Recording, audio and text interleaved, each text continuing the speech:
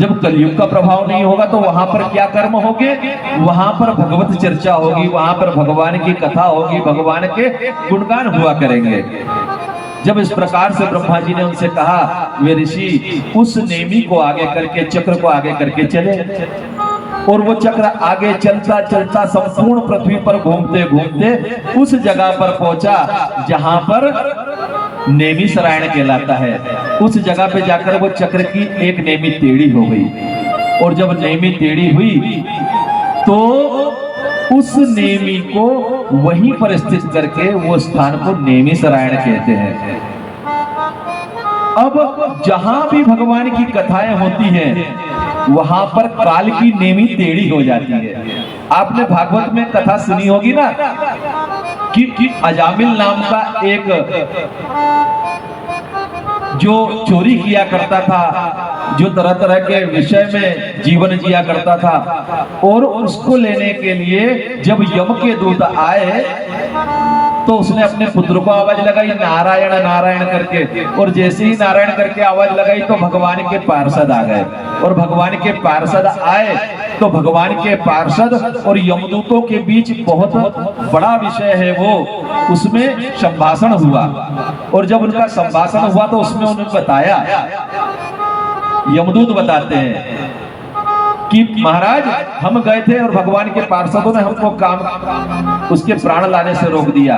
तब यमदूत को स्वयं धर्मराज बताते हैं कि जिस जगह पर भगवान की कथा चल रही हो, जिस स्थान पर भगवान का गुणगान चल रहा हो, जिस स्थान पर कोई पूजन पाठ जप आदि कर रहा हो, जिस स्थान पर भगवान के गुणों का गान हो रहा हो, उस स्थान पर यमदूतों तुम भूल कर भी मत जाना।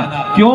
क्योंकि जहां पर भगवान के गुणगान चल रहे हैं, जहां पर माता की कथा चल रही है, वहां पर तो भगवान के बैकुंठ लोक के पार्षदों को ही जाने की अनुमति होती है, वहां पर यमदूत नहीं आते।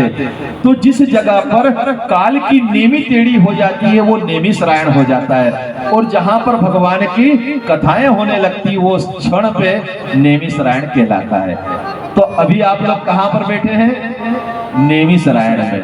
क्यों? क्योंकि इस स्थान पर यमदूत प्रवेश नहीं करेंगे। अगर कोई देह त्याग भी दे तो भगवान के पार्षद उसको लेकर के जाएंगे। इसीलिए आपने देखा होगा कि कथा में भगदड़ में लोग मरते, लेकिन कथा सुनते हुए या भगवान की पूजा करते हुए कोई नहीं मरता। कभी देखा है आपने कि उनका पूजा कर रहा था, पूजा करते करते मर गया? नहीं मरे भाई। अरे इतने पुण्य किसके आज के समय में है क्या? सब लोग पहले तो धरती पे जाते थे, आजकल तो पलंग पे जाते हैं अस्पताल में।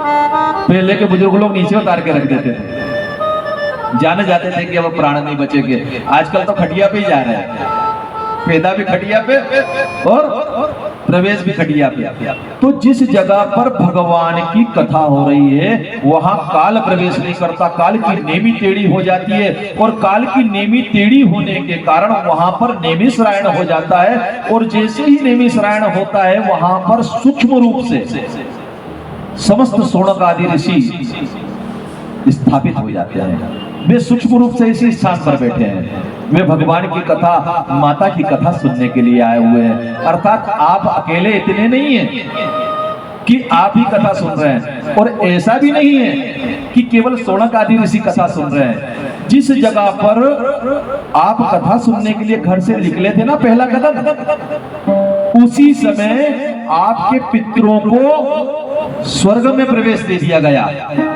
जैसे ही कोई जैसे जेल में रहता हो उसको खुला घूमने की आजादी दे दी जाए, जैसे ही कोई परिवार की स्त्री, कोई परिवार का बालक, कोई परिवार का वृद्ध जैसे ही भगवती की कथा सुनने के लिए चलता है, जैसे ही वो पांडाल की तरफ आगे बढ़ता है, जो जो पग आगे धरे कोटि यज्ञ समान, वो एक एक कदम चलता हुआ अगर आता है तो उसको करोड़ों करोड़ों यज्ञ का फल प्राप्त होता है। और जब वो पांडाल में पहुंच जाता है तो उसके पितर स्वर्ग में नृत्य किया करते हैं, वहां से आशीर्वाद देते हैं, और संसार में धन, सुख, पुत्र, घर, रथ, वाहन, ये जो भी आपको प्राप्त होता है ये पितरों की कृपा से प्राप्त होता है। सांसारिक सुख किसकी कृपा से प्राप्त होते हैं? पितरों की कृपा से, क्योंकि आप उसी वंश की बेल है। जो उन्होंने लगाई वही बेलाएं तो आप है, तो आपके पितरों को भी उसका लाभ मिलता है। तो मैं ये आपसे निवेदन करता हूं कि यदि 9 दिनों तक भगवती ने यहाँ पर काल की नेमी को टेढ़ा कर दिया है, यहाँ पर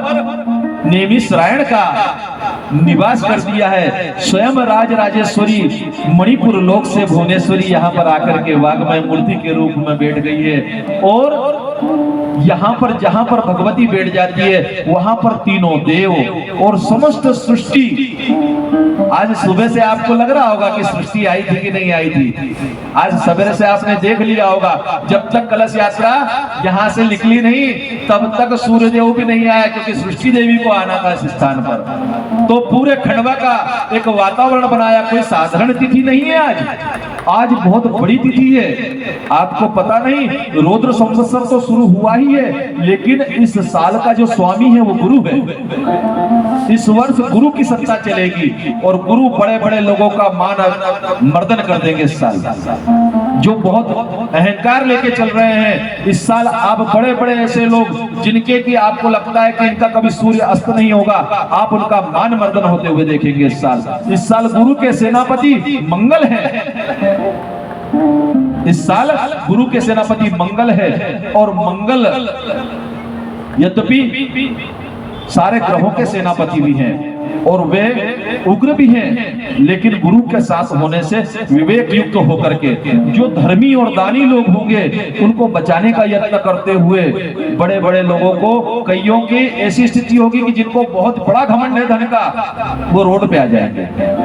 और जो लोग दानी धर्मी और जिनके मन में भगवान के प्रति श्रद्धा होगी, जिनके पास आज यह स्थिति होगी कि बड़े परेशानी से जीवन चल रहा हो, ना जाने कहां से ऐसी व्यवस्थाएं भगवती करेगी कि उनके पास धन आना शुरू हो जाएगा। और मंगल देव को आप कभी भी जब भी भगवान सूर्य को जल चढ़ाते हैं तो एक टीका उनके नाम का भी जल से इस प्रकार से लाल चंदन का या लाल रोली का दे दिया करें, उंगली पे लगा करके, और वो जो जल बचता